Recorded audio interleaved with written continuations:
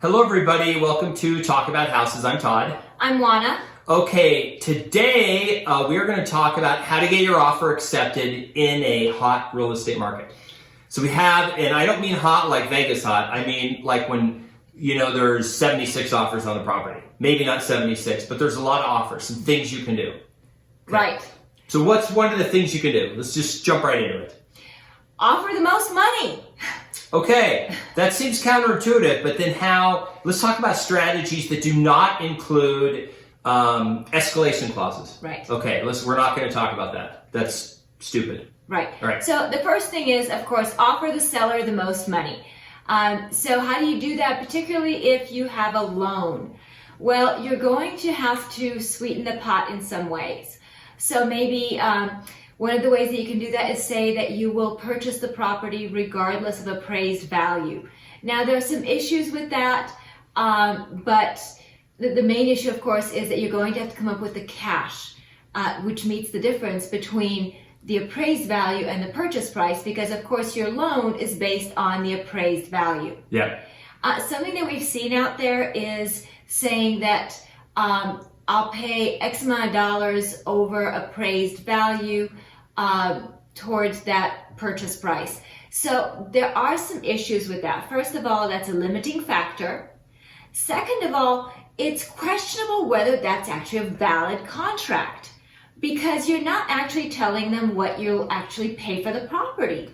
And a contract, at least in Nevada, has to have very specific terms. It has to say that you're going to pay $400,000 for the house. You can't say that you're going to pay $10,000 over appraised value, because we have not determined what that appraised value is. Yeah. We do see that a lot, but keep in mind that that is somewhat problematic. Okay, so here's an example.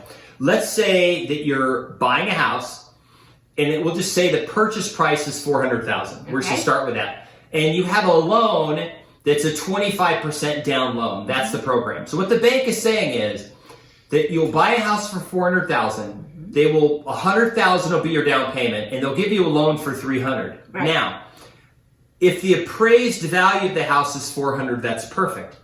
But if you agree to pay $430,000, because that's what you're going to buy the house for, and that's what it's worth, meaning other people are offering the same, but you say $430,000. But the appraisal comes in at $400,000. You're still paying $430,000. It's not like that $30,000 just disappears and goes away. It's going to the $430,000. But instead of putting 25% down, you're actually putting more down. You're putting $130,000 instead of $100,000 down. So when we say over appraised value, we're saying that your amount of down payment could be a lot more than you. And this is problematic if you're getting like an FHA loan, because normally it's 3.5%, but if it ends up being 10, 20 grand more, then that could end up being 6-10% more, and it could be, it could cause a problem. Right, so it becomes a limiting factor regarding the amount of cash that you have available, right? So the next thing you can say is that you will purchase the house, you will have a home inspection, but you will not ask them for any repairs. So that's fine, and that's great, and hopefully the home inspection comes out good, and it's nothing major is wrong with the house, and everything's great. That does not address if there are appraisal conditions. So let me give you an example. You have the home inspection. The home inspector says, hey, that hot water heater, it only has one strap. By law, it has to have 2 straps in order to qualify for financing. And if the appraiser catches that, then the appraiser is going to condition the property for that second hot water heater strap.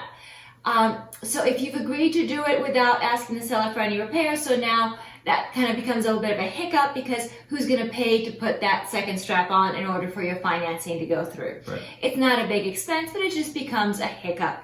But I do always encourage people to have a home inspection, even if they're buying the property as is, no repairs. Yeah. Please have a home inspection. That way you know what you're doing, you know what you're getting into. So I definitely think that's a must. You can waive it for contingency, but still get it. Right. Okay. Right. So make sure it's worded appropriately in your offer, that you're reserving the right to have the inspection, but that you will not ask for repairs. What about a rent back? Is that a strategy? So that is a strategy. So a lot of sellers need a rent back because they need the funds from the closing to move, or maybe they're purchasing another house and they need to be able to close on that house in order to be able to move whatever's going on in their lives. So a rent back is something that is very popular. If you're going to a rent back, most lenders will not allow you to do a rent back that's longer than 60 days. So please keep that in mind. So if that seller is having a home built, be very careful with that. Make sure that their home is nearly finished and they can move out during that time frame that your lender says that you must occupy the property within 60 days usually. Yeah, for owner occupant. Right. So those are just some of the strategies for getting your offer accepted. Just so you know, if you're out there and you're putting in lots of offers and they're not being accepted, you are not alone. No. Okay. You're in the majority. Yes, you're in the majority. Most people are not getting their offers accepted. Right. So it's not uncommon to have a property listed for $350, $360, and you're offering $400, and you're willing to pay the difference between the appraised value and the purchase price, and you're still not getting it. Yeah. And it's frustrating, I know. Yeah. But there is the right properties out there for you. Keep making offers. You will get the right house for you. It will happen. Just keep swinging. Oh, one last strategy. The house you love is in a neighborhood where, let's say, there's one listing for $380. So they get 10 offers and people end up offering $30,000 over. So now they're offering $410.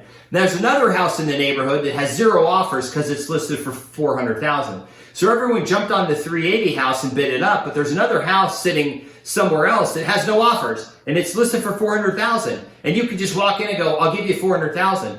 And maybe you buy that one for $400 and someone buys the 380 house, ends up paying $410. Mm-hmm. Right? So maybe look at a house that's a little more and just pay what they're offering, and maybe they don't have a bunch of offers. Right? That's another strategy. Maybe the listing appears to be overpriced, but maybe that's actually just market value.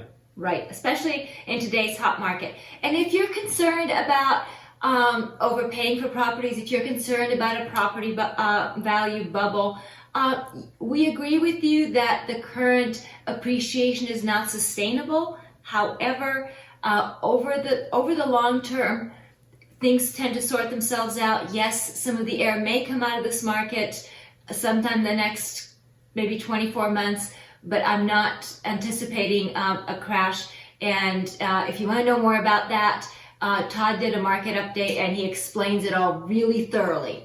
I did, and I'm going to put the link right here. So right here, you'll be able to watch that market update about the housing market. Promotional moment here is, some of you know we are the founders of Referral Cloud. If you are a real estate agent and you made it all the way to the end of the video, go to tryreferralcloud.com, create a free account. You'll get more referrals in your market. You also can use it to put your referrals in. We'll track the whole thing. You'll get paid your 25% referral fee, and we'll help find you a great agent. Absolutely. So we'd love to hear from you. Leave us your comments. Tell us what's happening with your offers out there and what your experiences are. Hit the notification bell, subscribe, and we'll see you on the next video. Bye. Bye.